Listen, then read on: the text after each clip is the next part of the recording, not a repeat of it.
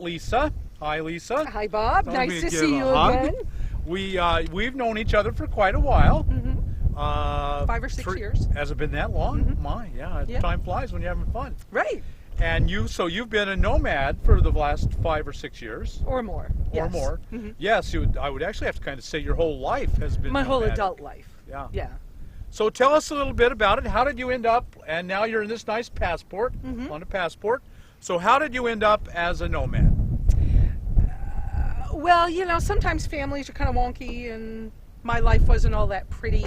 The original first time I lived in a van was in 1978. I was married. My ex-husband didn't like to pay rent, and it made sense to me to do something other than have a landlord come pestering me all the time. So we moved into a 1968 Chevy van with the engine between the seats, and that was the start. So you started young. Yeah, before I had babies, yes. Yeah. And then I know you've been a long-distance backpacker. Yes. And that's a kind of a nomadic theme to it. Definitely. Plus, which is one of the reasons that I really love being in my Honda Passport, is that the years that I spent backpacking, both as a long-distance hiker on the Appalachian Trail and in foreign countries, just traveling, especially in Central America, there was a certain amount of freedom when everything you own is actually in a backpack, and there's less problems. There's just a different level of freedom. And so did you actually hike the Appalachian Trail? I didn't finish. I did 3 months solo, and most of my hike was completely alone on the trail. I chose to go when nobody was there. I think I needed what's called trail therapy. A lot of people say that long distance hiking is one of the most therapeutic things you can do. Yeah, I've heard that often. And so I happen to know that you ended up in Costa Rica for quite a few years. Between 7 and 8 years. 7, 8 yes. years. And that probably too was some kind of search for a healing of some kind? Probably. But also, it also had a lot of adventure involved. I have this thing about making life an adventure. So I found that after I became permanently disabled, I could still get my money and I could travel. So I found a way that I could do that.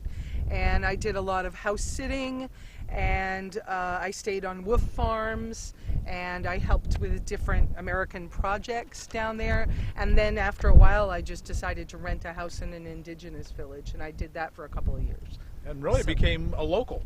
Yeah.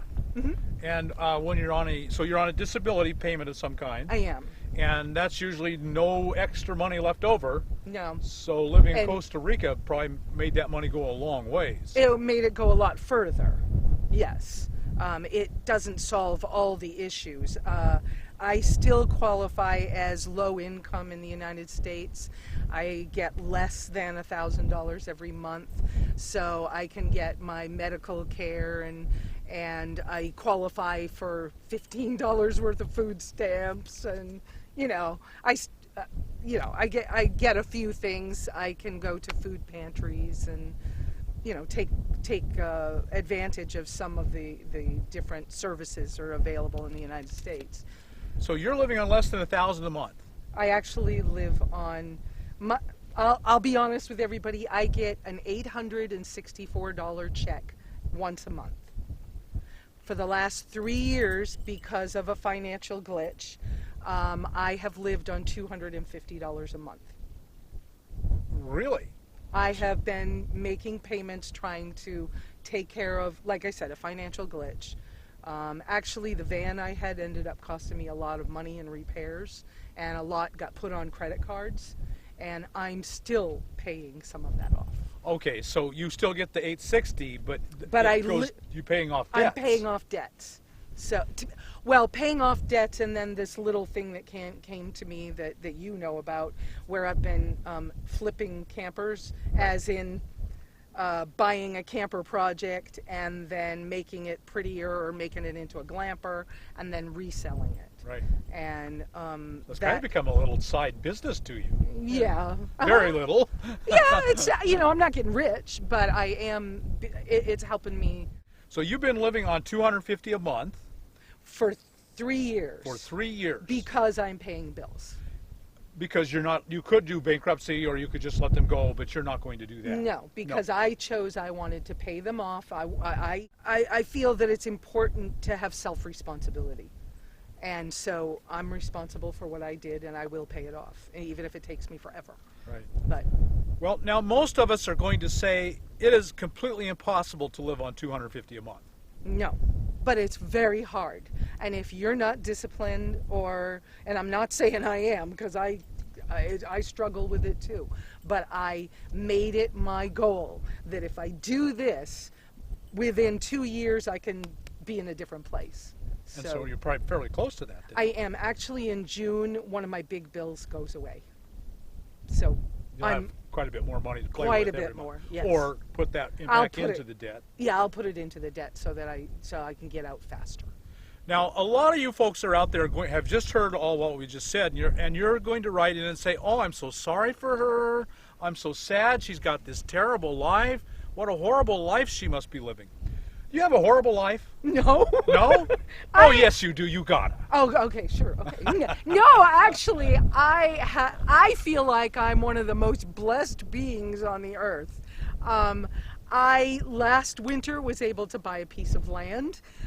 It's one of the reasons I wasn't able to be at the RTR for the first time in like 5 or 6 years, whatever it was.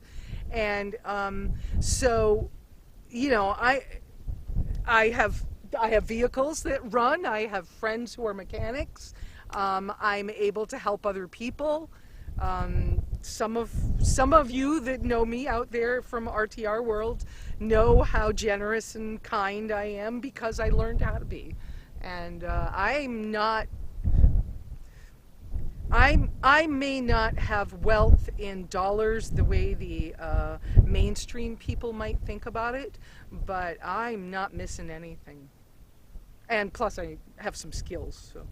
Right. Now, if you're flipping trailers, you've got some skills. Right, and I know how to cook. So if I want some fancy meal, I can't afford a restaurant necessarily, but I find a way to cook it. So.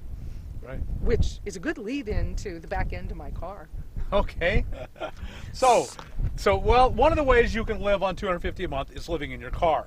Mm-hmm. You have a Honda Passport, mm-hmm. and as we can see, this is remarkably large for an SUV. For a small one, yes. Yeah. Mm-hmm.